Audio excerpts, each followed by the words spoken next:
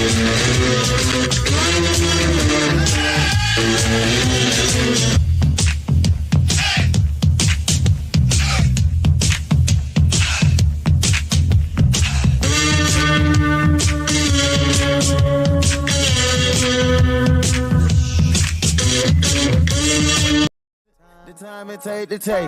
time it take to win. The time you made the greatest. Yeah, you made the greatest time of your life.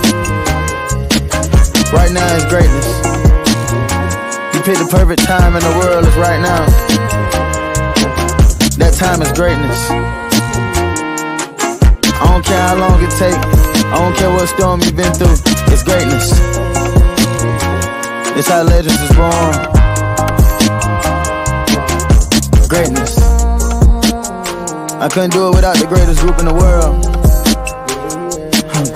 Greatness. I couldn't do it without the greatest nephew in the world. Greatness.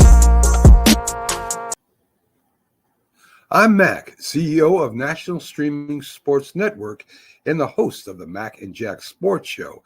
And you're watching Our Lady of Sports, Sonia Pearson, host of Prim and Proper Sports. Thanks for watching. Hi, guys, and happy 6/12/24. I have a very special introduction tonight to you guys out there in Prim and Proper Land. I'm your host, Sonia Pearson.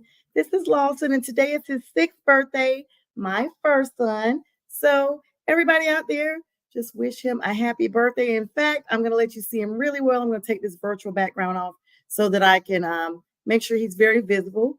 So he is the big 6 today. So I'm dedicating tonight's show, 6/12/24 of Prim and Proper Sports, episode to Lawson Snickers, the big 6. And welcome, everybody, one and all. Thank you so much for joining me once again on this amazing podcast. I hope everyone has had an amazing Wednesday.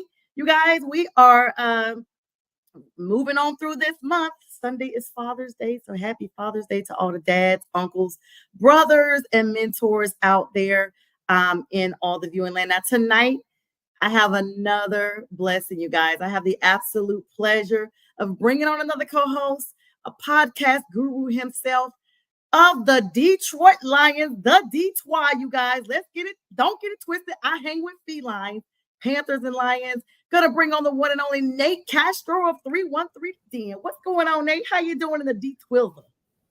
I'm doing good. How you doing today? I'm doing good. Thank you so much for joining me. Introduce yourself to the audience that's coming on. Hello, everyone on YouTube, Prim and Proper Sports, and the Roku channel, Northeast Streaming Sports. Shout out to Linda and Mac out there, and the Huddle Sports Network on Fire TV. Nate, tell us all about yourself now. I've already said you're the host of 313 Den.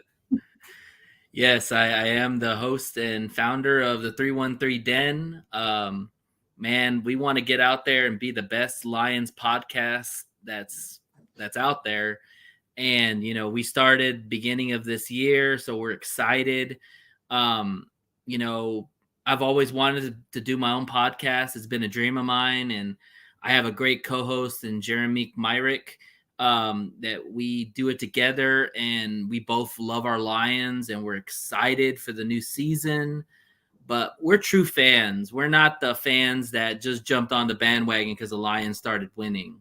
We've been there through the thick and thin. We've been through 0-16. We've been through the craps of Matt Patricia and so on. And we roll with our team. And there's no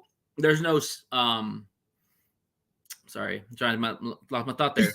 There's no secret that when you have a strong foundation that you're building and you have a strong ownership, you have a strong GM, you bring in a coach that can motivate anybody to play for him, you're going to win and you're going to have success. And that's what the Lions are now doing. They're doing it the right way and they're building the right way. And we're not going anywhere. We're only going to get better. And honestly, Super Bowl or bust this year. All right. Well, you know, I know Dan Campbell talked about extremely how difficult it is to get back to the Super Bowl. But you guys, you know, you all kept your nucleus intact. And so, I'm just, Lawson and I have the same question. He has the same question. He's wondering, he wants to hang with the lions as well, felines to feline. So what would you tell someone that is like, okay, we know we saw you. There was no doubt that the lions were roaring. I mean, I became a believer. I was literally like, oh my gosh, Dan Campbell and the Campbellites are up here. I like that. Campbellites. I like that. I'm going to use that. I like that. Gave him a whole thing. And hello to Yoli, Green Bay Packer fan, one of your arch rivals up in the NFC North. And she's saying hello to both of us. Hello, Yoli. I'm sorry you're a Packer fan, but hello. And Lawson says hi to you too, Yoli. Thank you. So what would you say? The NFC North is going to be extremely competitive. I had Ken Dobie on last night. He is the Bears fan. And so he was giving me his, interpretation of how he thought the NFC North was going to fare out for the Bears. Some people call them the Care Bears, like Yoli did. But what would you say to the naysayers who are like, well, wait a minute, Nate, y'all look good. And you guys clearly were competitive, but the NFC North, the entire North right now is definitely capable of being competitive this season. What would your thoughts be or response? Well, first off, this division is probably going to be one of the most competitive in the NFL in general. You have young talent at all levels with each of the teams. Lions did win the North last year, and they well deserved to win the North, and I see them doing it again. And I'll tell you why, is because if you look at the lay of the land of all these teams, yes, they all got better. We're not denying that. However, two of these teams have rookie quarterbacks.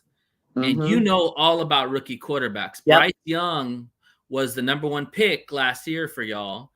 And it was tough. Let's be honest. It was not everybody can't beat CJ Stroud. It's an acclamation from college. Yeah, but even I tell people about CJ Stroud, as good as CJ Stroud was, he only won around 10 games. And it was, they had an extra game they played. So it's not like he blew the world on fire. You know what I'm saying? Is he going to be a good quarterback? Yeah, probably. But I think Bryce Young could be good too. But the thing is that rookie quarterbacks struggle. It's just a common thing because you come from college. Let's be honest here. Caleb Williams and JJ McCarthy came from more of a spread offense and didn't play a lot under center. Or in JJ's case, he didn't really throw the ball a lot. Caleb threw the ball a lot, but didn't play under center. So both of these quarterbacks are going to have huge transitions to the NFL.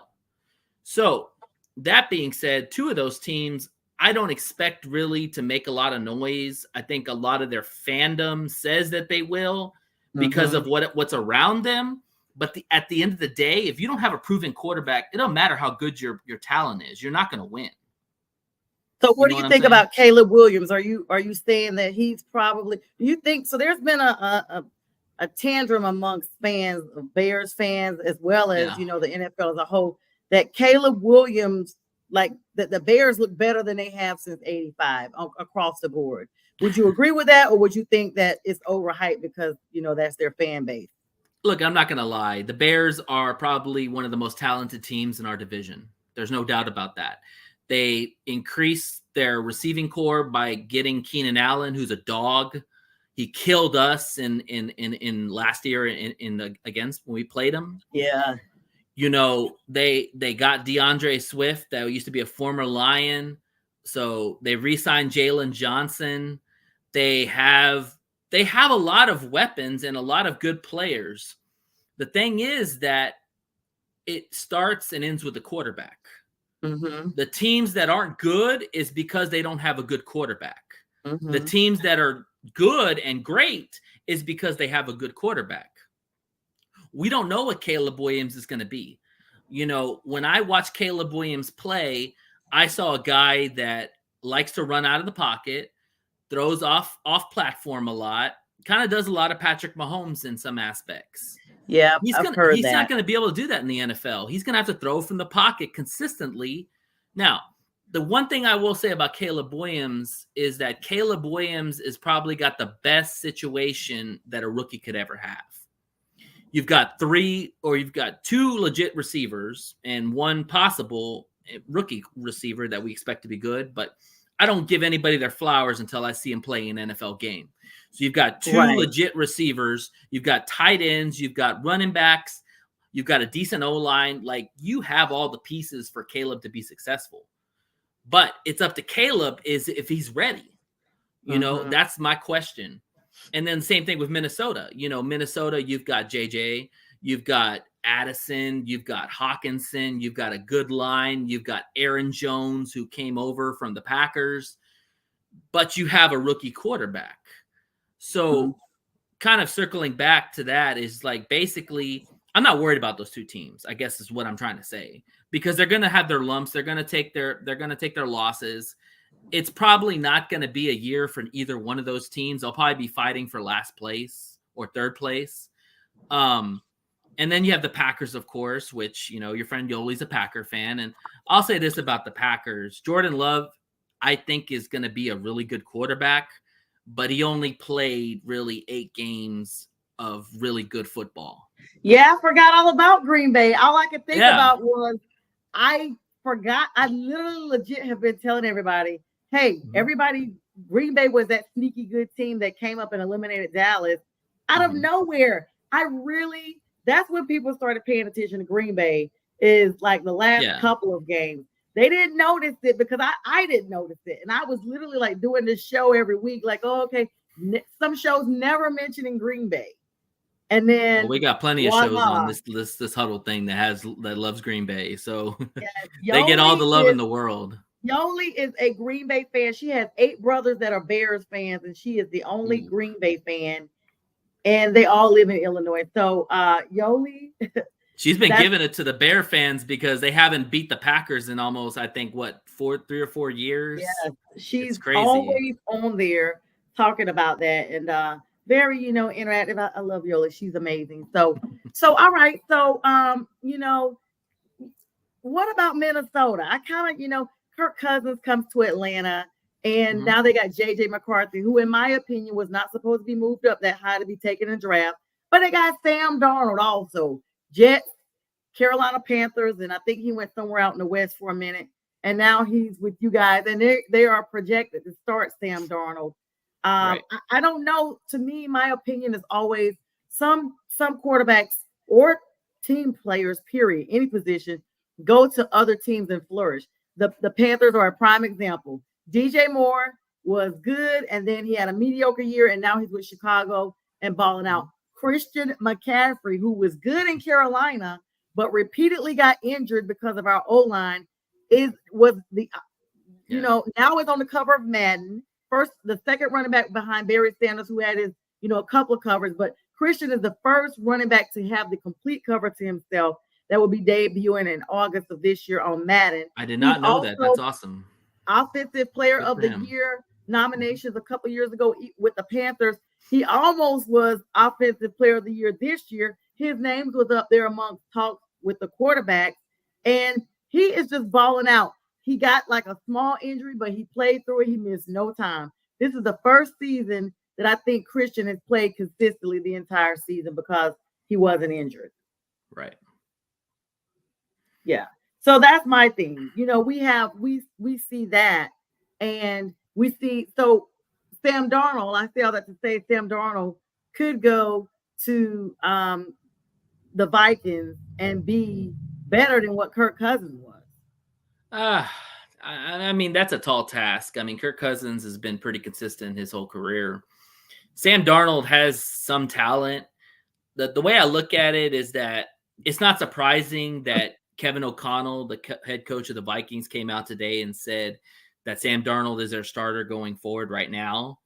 I don't expect JJ McCarthy to play this year.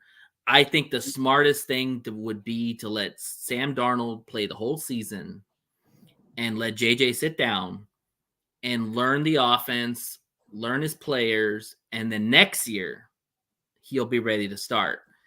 I don't like the idea of throwing out a rookie quarterback. First off, a quarterback who's never really been a drop back passer. Mm-hmm. Okay. Right. He came from an offense in Michigan that is very run heavy. Yeah, he throws some play action passes. He can throw like the little slant passes. We saw that in the playoffs. But to be in the NFL, you have to be able to throw from the pocket. You have to be able to do 2-3 step backs and then throw. And I'm not saying he can't do that. I think he just needs time on task. And if anybody knows anything about Kevin O'Connell, he comes from the Sean McVay tree. Sean McVay loves to throw the ball. And it's going to be very hard to get JJ McCarthy to buy into that right off the bat. You're going to have to wean him in and take time with him. That's why I say Sam Darnold is the perfect quarterback this year for the Vikings. You take your losses, and you've already locked up JJ, so he's not going anywhere. You already paid him. So you take your losses, you lose a year, just like the Lions did. We lost a year with Goff when he first came to Detroit. We lost a year, but the next year we got better, and then we've gotten better the year after that too. That's kind of what the Vikings, I think, are going to do. Is don't start JJ, just play Sam Darnold. He's an average quarterback. He might have a rebirth. Who knows? You could be right. He could be better than Cousins. I don't know. I haven't seen it yet, but who knows what's going to happen. But I think he's the perfect bridge quarterback to JJ McCarthy this year. Okay. And I so second that.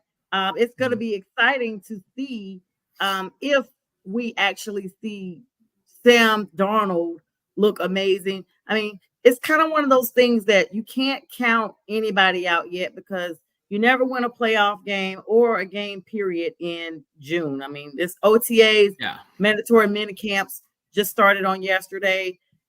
It was a big hype about Aaron Rodgers and a few other people, but of course his name was at the top, missing mandatory mini camps. Right now it's just that time of year that they're just giving out the small reports of what they are seeing on the field.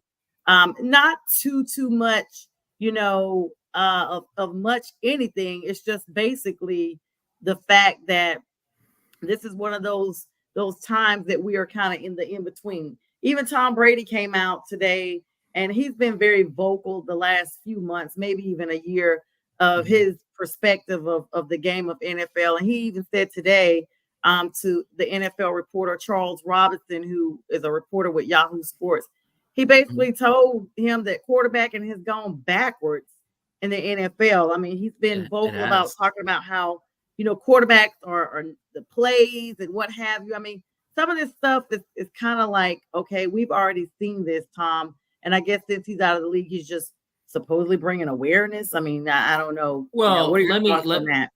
Let me kind of piggyback on what Tom said, because I think he's right. If you look at last year, there was more success with backup quarterbacks than there's ever been in the NFL. Like, I think almost at one point, half the league was almost playing backup quarterbacks. Yes, 64 snaps last year were taken by rookie quarterbacks. And or rookies or just journeymen or whatever. Yes. I mean, we're just talking straight backup quarterbacks. And the starters, either were hurt, weren't getting it done, whatever it was. And these guys just took the mantle and went with it. One of them, Baker Mayfield, just cashed in, got a brand new deal with the Buccaneers, which he deserved.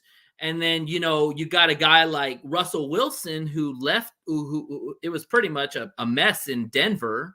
Don't know why they traded for him, but they got him. Now he's in Pittsburgh. That's a mess. That's a mess.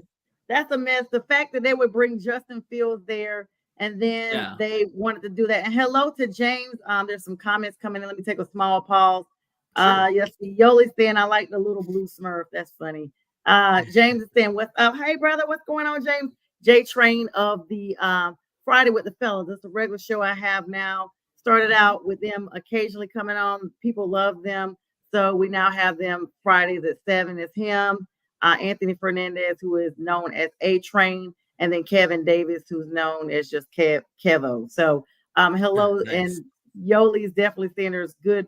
They're a good team, the Lions. Thank you. Yeah, so I mean, but Kirk Cousins never won. I kind of want to go back to that for a minute. Kirk Cousins never won a playoff game. He's just good, he's just good there. But Atlanta thinks he's going to be their saving grace down here. I mean, what do you think? Atlanta already has a complete package. I know, Yeah, Atlanta's like Kirk Cousins.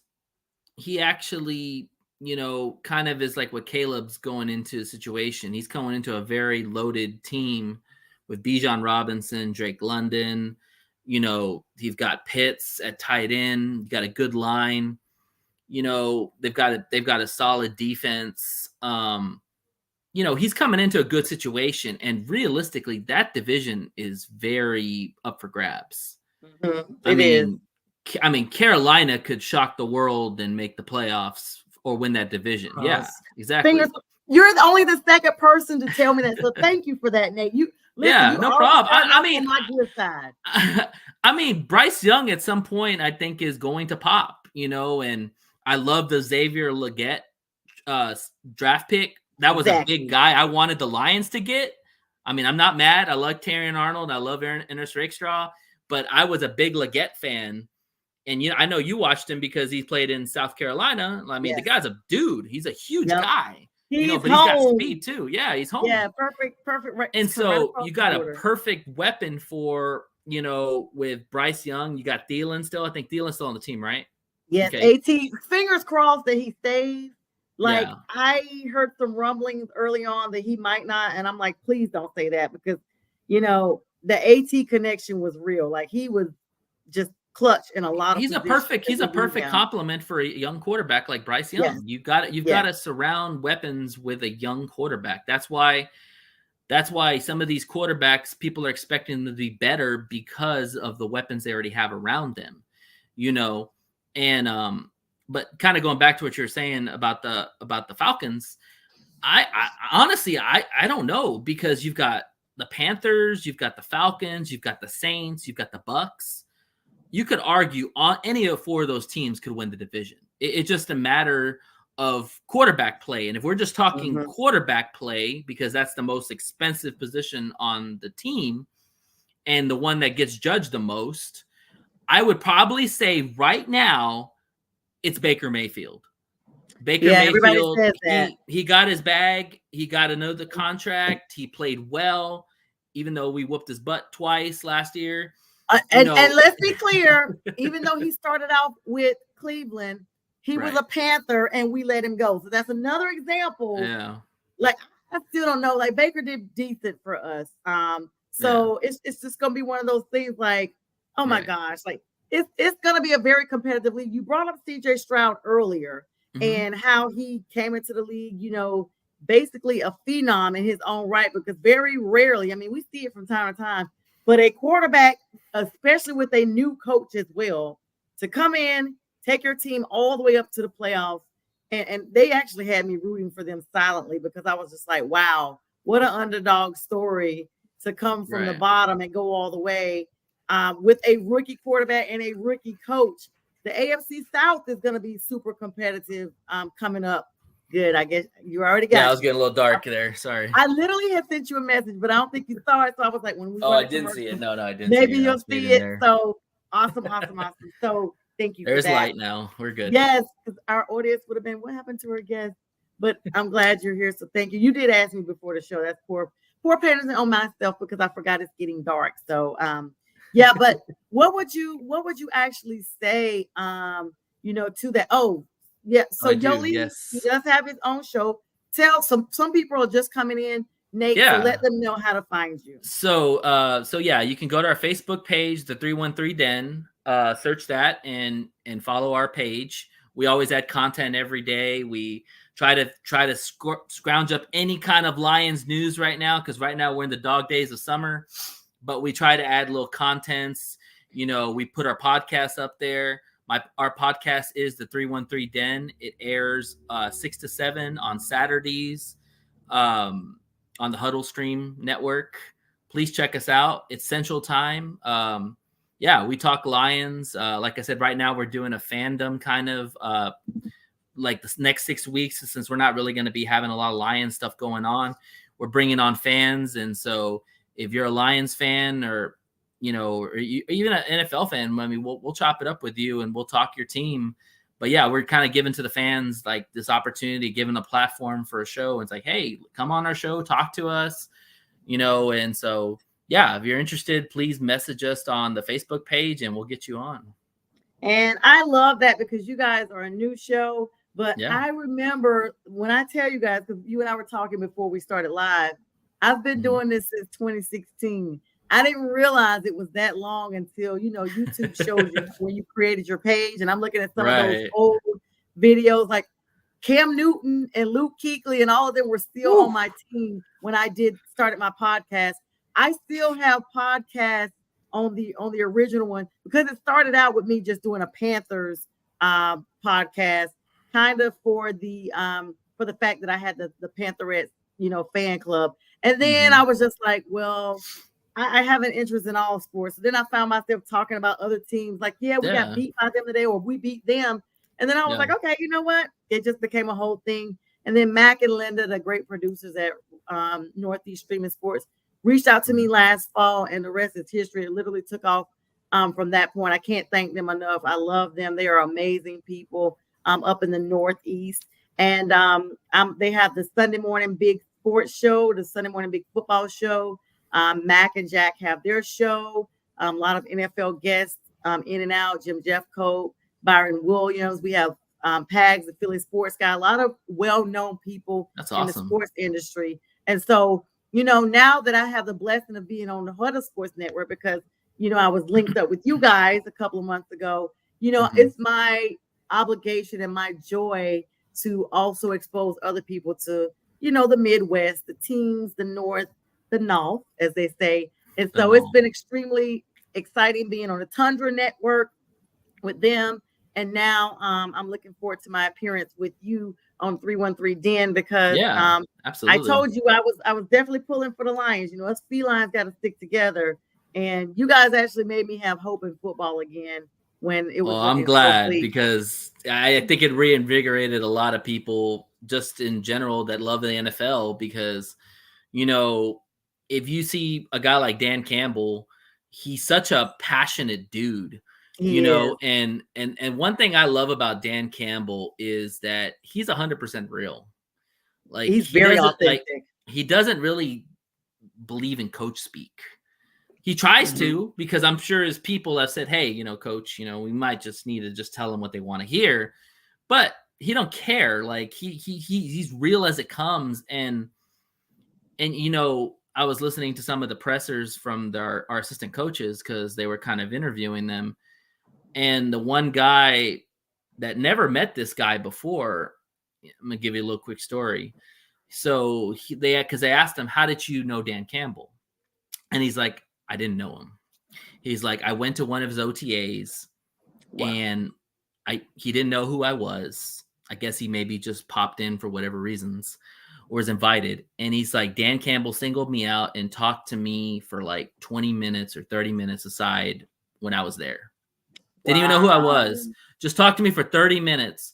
And then he's like, when he came in to interview for the position of he's a safeties coach, come in for the safeties coach interview. He's like, we talked for 4 hours. And in those 4 hours, it was nothing about football. It was about life. It was about family. Wow. It was about perspective and all that. And I say that because the thing with Dan Campbell is Dan Campbell gets to know who you are as a person. He already knows the football acumens because he's not an idiot. He watches tape. He knows a lot of people in many places. So he gets a lot of background on you already. He wants to know who you are as a person and how your attitude and your personality fits with his players and fits with them, the coaches, and the culture. And that's what I love about him is that he is 100% genuine. He's definitely a guy. I say this all the time. He's definitely a guy that you go to a bar and you just want to buy a beer for because he's just that chill. Like, he is so cool. Yeah, exactly. Like, yeah. You know, and shout out to Sean Payton, because Sean Payton brought him on as an assistant, and, you know, brought in Dennis Allen too. So Sean Payton's kind of the one where Campbell comes from the tree, but Campbell's already created his own tree. And I just love the guy. I mean, you want to run through a wall with that guy. You literally, definitely. You know, these trees run deep. You know, some of them college connected, some of them, you know, just across the board NFL connected, as we see. And he was on a little bit earlier. So if you're just joining our show, I don't think I can get him back over here, but do want to wish my first son Lawson Snickers a happy 6th birthday. Happy birthday, Snickers. Yes, Lawson, he's laying out right now. So we're going to take a quick break, and we'll be back here, Nate and myself, for the second half of the show. You do not want to miss out. We need you to hang tight for about 92 seconds. We'll be right back. This is a Huddle Sports Network broadcast. You can find us on Roku TV, Amazon Fire TV, Facebook, and of course YouTube. Get all your NFL news here first.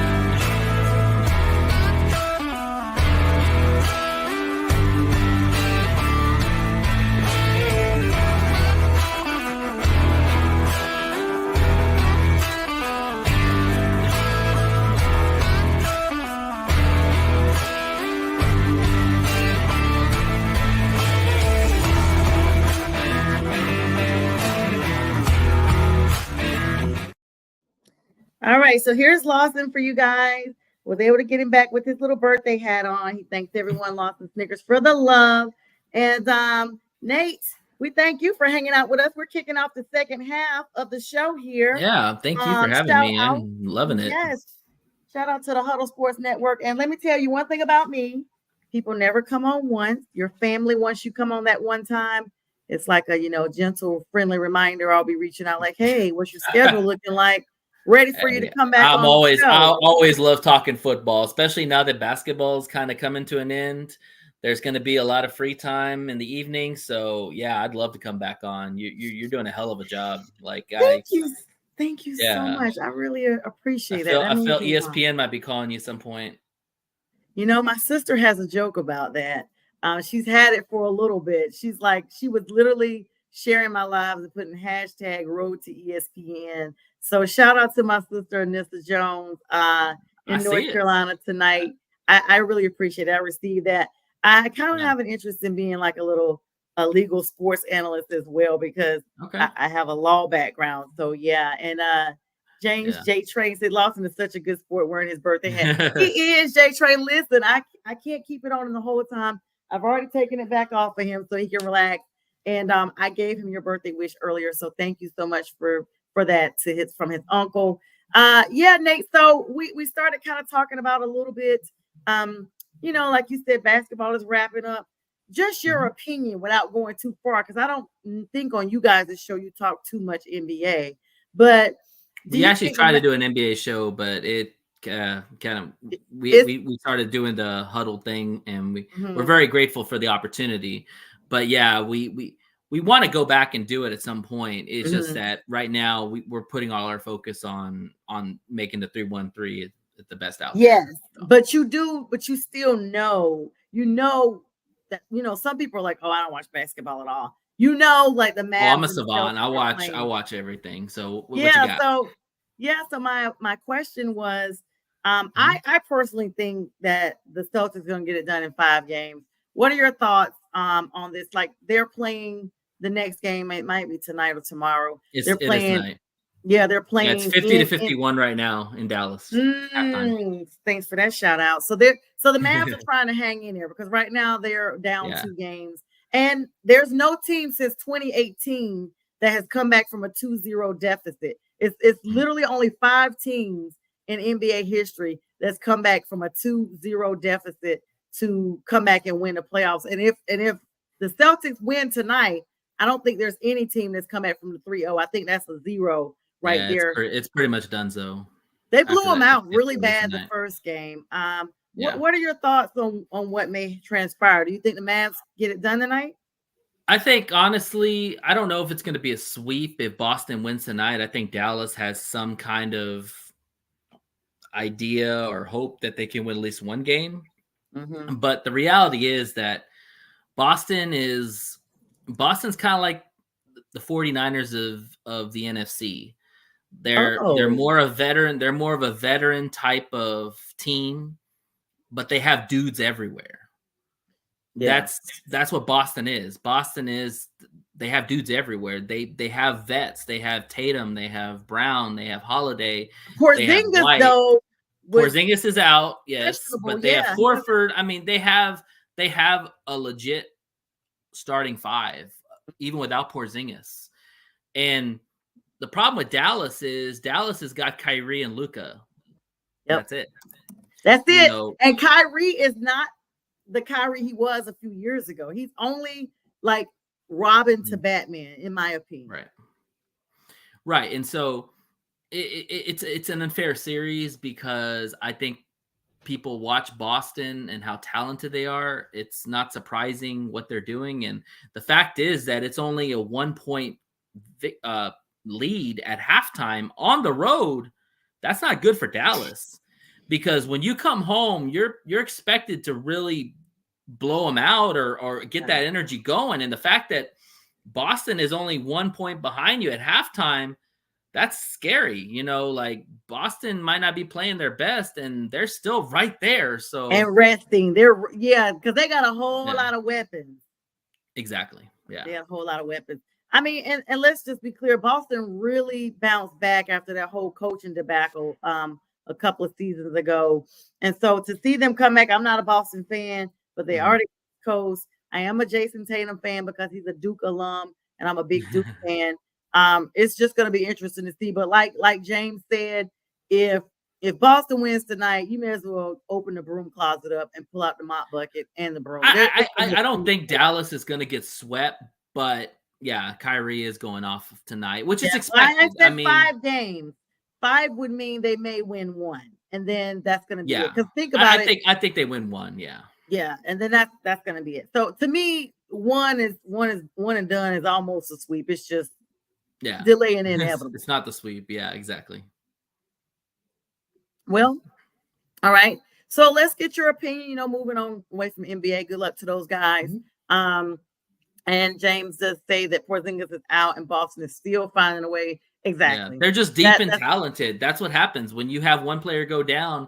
Somebody else steps up and gets the job done. That's just how Boston is. Yeah. Speaking of getting the job done, there's no dollar amount that's publicized yet. If anyone knows, James, you're watching, you can feel free to look this up for me and drop it in the chat. 51-year-old Mike Tomlin, whose career was up and down. No one knew where he was going to be.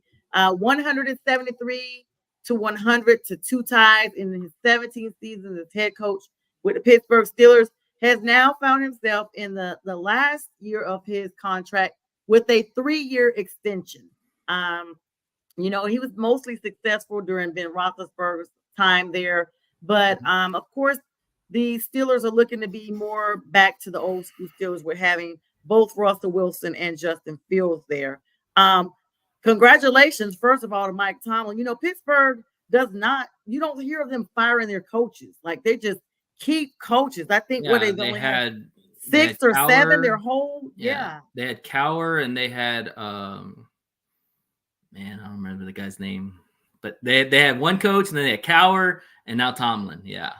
Yeah, it's unreal because no matter what they look like, it's just like they're not gonna, and this is my thing. They always say that they are still winning.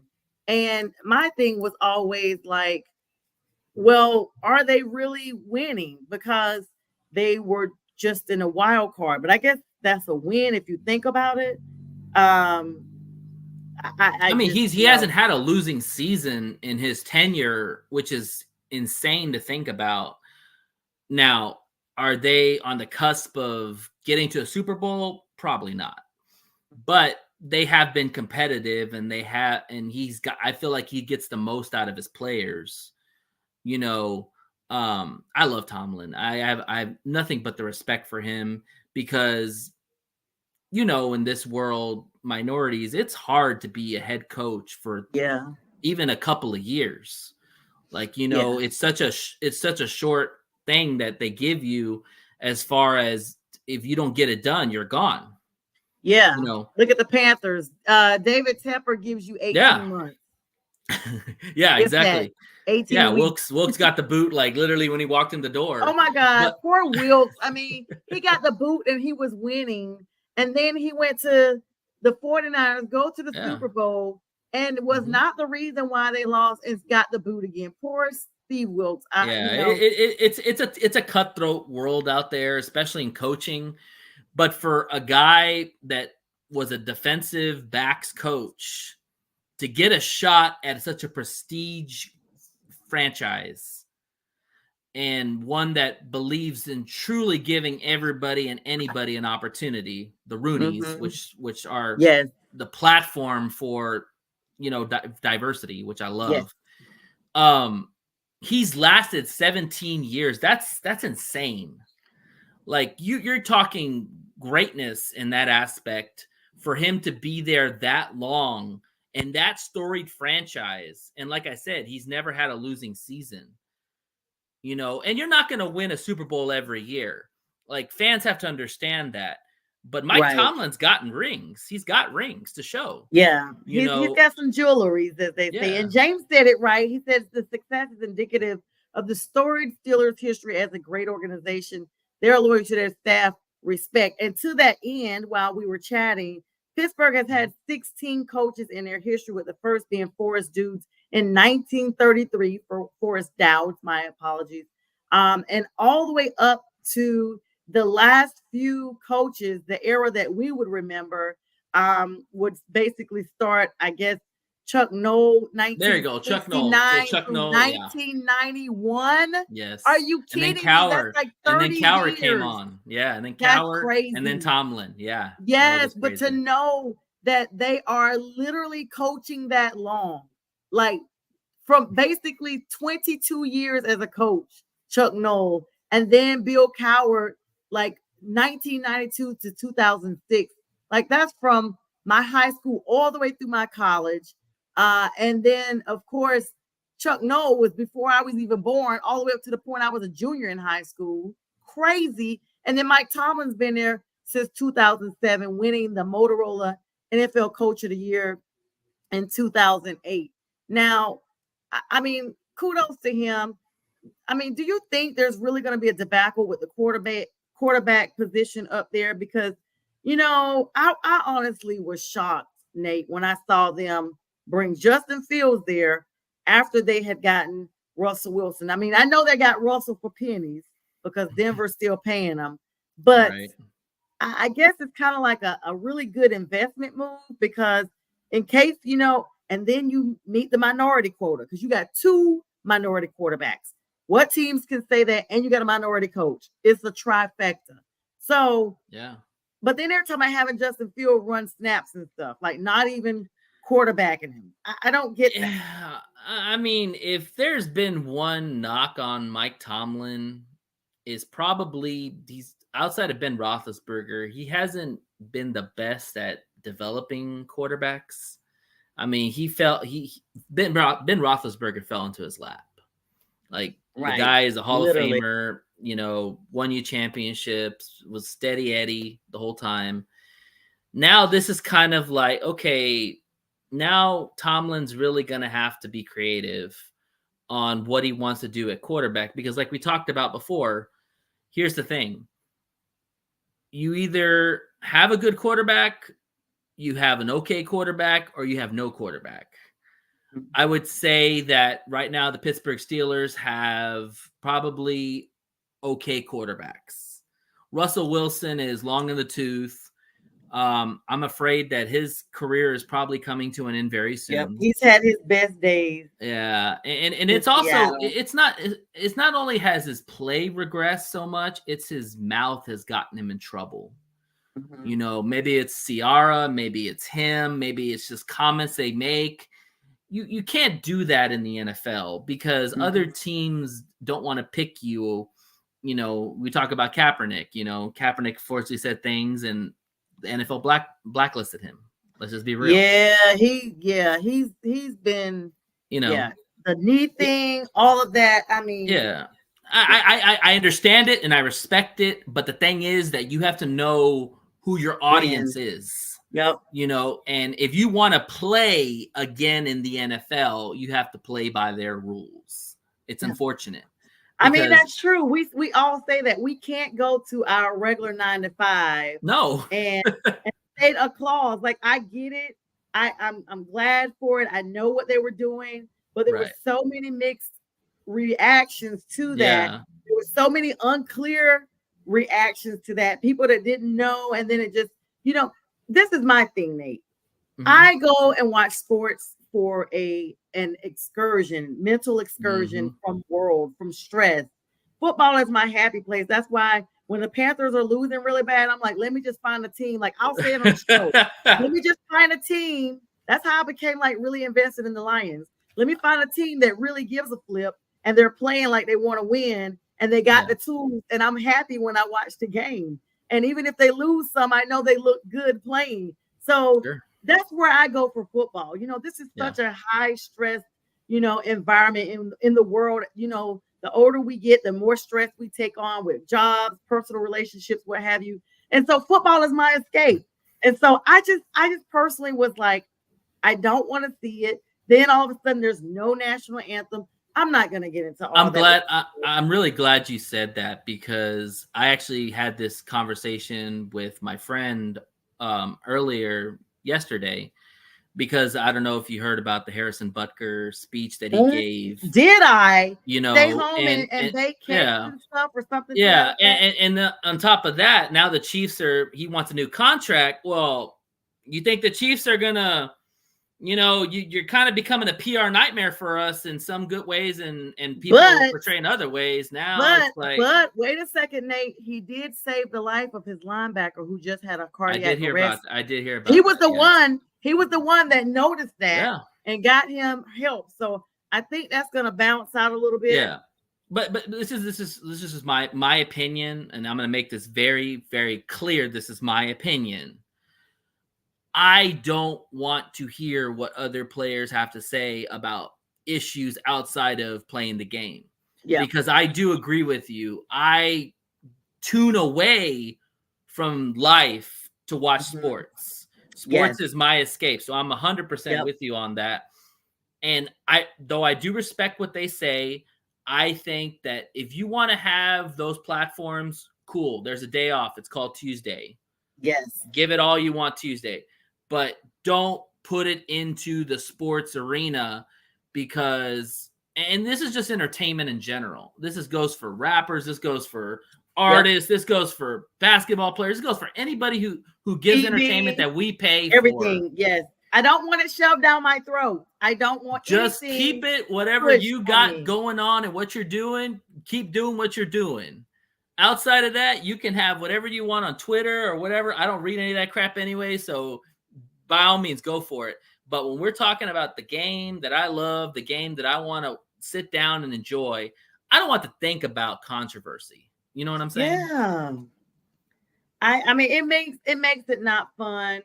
No. It just, to me. And so I'm hoping, that we could just focus on good football, less injuries, good competition, and just a really good, feel good time. And I know a lot of our audience agrees with that.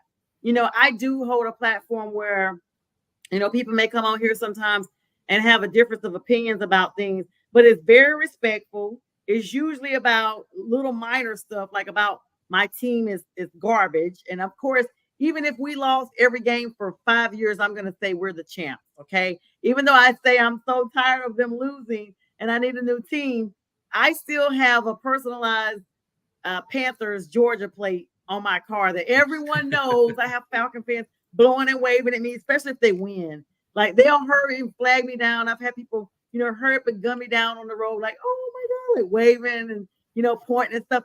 But it's part of the fun, to know. Trash talking is part of the NFL. It is. I mean, not NFL, I'm sorry. Trash talking is part of loving football. The problem I have, and I'm just going to go a little point here. The problem I have with trash talking is when you start talking about something that has nothing to do with your team. Yes. When you get personal and you start attacking somebody for who they are as a person rather than their team. Listen, you could say all day the Lions suck. I don't care. It's whatever. That's your opinion. Whatever. Cool. I'm cool with it. But when you start attacking me as a person or the way I think, that's where I have the problem.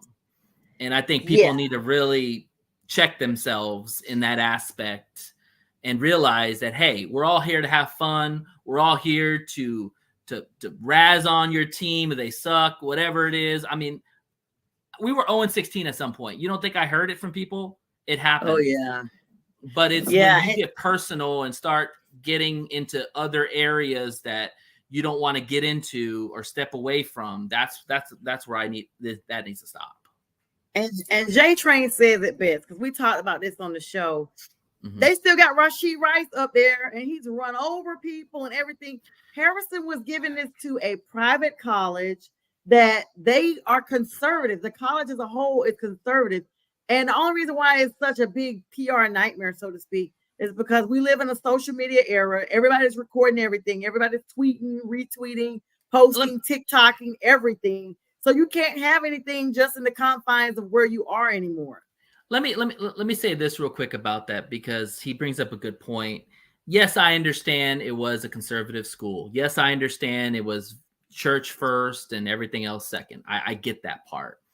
That doesn't mean you have to portray your beliefs on these people that weren't expecting that. Why can't you just say, hey guys, it's going to be hard out there. Educate yourself, do right, make right decisions. There's no reason to put all those stuff out there just because you're playing to the crowd, which, quite frankly, the crowd wasn't even expecting it. Right. I said that. And then you put yourself in a situation that now people know who you are. You've gone viral. And like anything in life, there's going to be people that agree with you and there's going to be people that don't agree with you. Yeah. And again, you've got to know your audience. Like, people, right or left, people buy football tickets. And you're putting yourself in a situation now where now the Kansas City Chiefs are going to think of like, well, man, what kind of backlash is he going to get when the games go? If you start sucking, how bad is it going to get for him? You know what I'm saying? Like, you just painted more of a target on your back. And right. So even though that was bad, this is my opinion, because I'm pretty conservative. At least I grew up conservative. Sure. I've gotten more liberal as I've gotten older, but my core values remain the same. Sure. And I personally feel like, okay, you can say that, but there's a way to bridge it with everything else. I believe that women should be as progressive as they want to and can still be great moms and great wives and all this good stuff, and still be educated and still be a doctor or a neurosurgeon or a lawyer or whatever. Sure. I still believe that. And I think he just did not know how to strike a balance. When you combine that with Rashee Rice, who could have catastrophically injured people or taken their lives, you're talking about two separate things. And this is my thing. If Rashee Rice is still on that field after all of that, and someone said he assaulted them in a nightclub and they decided not to press charges. I heard about that too, yeah. Then you may as well just say, okay, Harrison was running his mouth. He had diarrhea of the mouth. He didn't know when to say what he had to say. He didn't watch his audience. And so he made a blooper for all intents and purposes. That is way better what he said, even though people are going to be all in an uproar. I'm just the type of female that I always look at the bigger picture. I'm just not always like, oh, women's rights. I look at what literally is right. So a lot of people that know me, they're like, girl, you think like a guy. And maybe it's because I was a tomboy. I literally legit think like a man on a lot of stuff. And I'm just like, no, it's just what's right. And whereas he should not have said that, he should have merged it.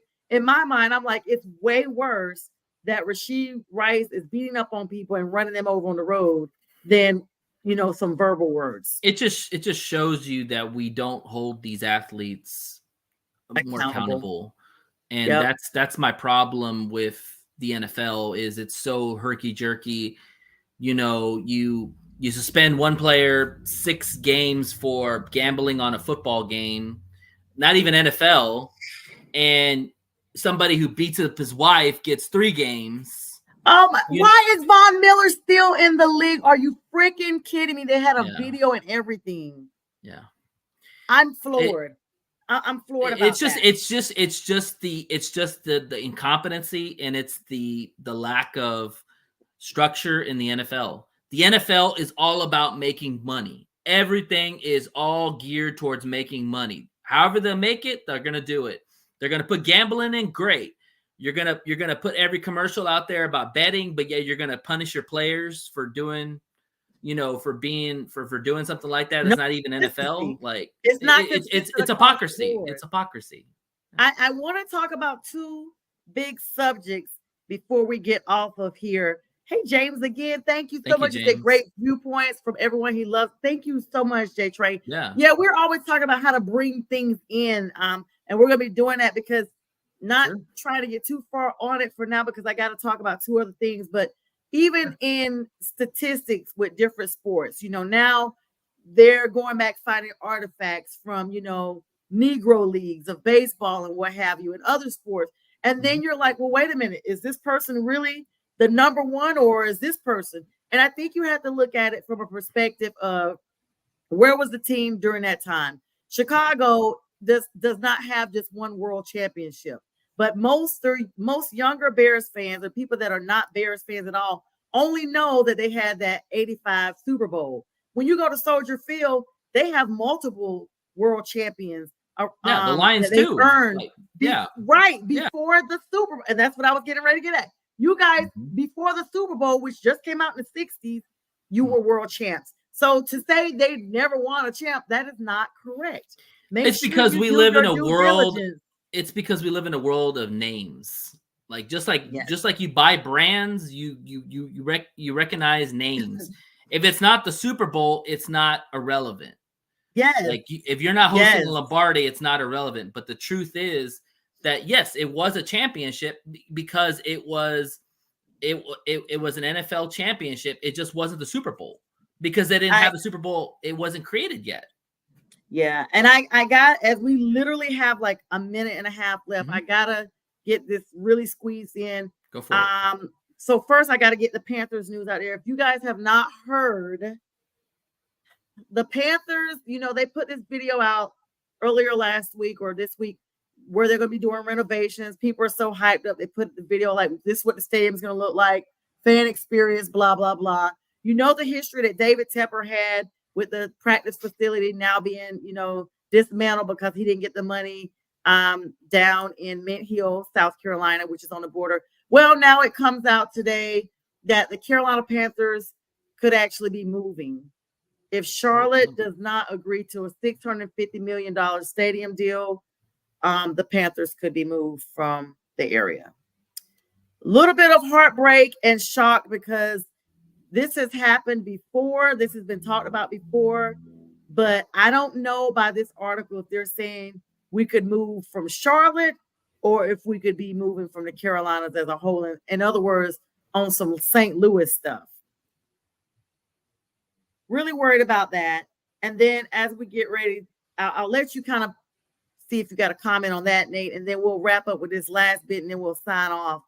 You have any thoughts about our stadium? I mean, it's tough. Hopefully it doesn't happen. I like the Panthers in Charlotte. Hopefully it's just down the street or something like that. But the reality is that a lot of these people are not wanting to pay these stadiums anymore. Like it's a tug war and it's expensive and they don't want their money going to a stadium that they're probably never going to go to. So yeah, that's true. And as we have about 30 seconds left, Brazil has gained colors of green, y'all. And so the Philadelphia Eagles and the Green Bay Packers, who are playing in week 1, are prohibited from wearing green. In fact, the teams, someone lost their job clearly because they didn't do their homework on this one. The teams, the NFL lost their job.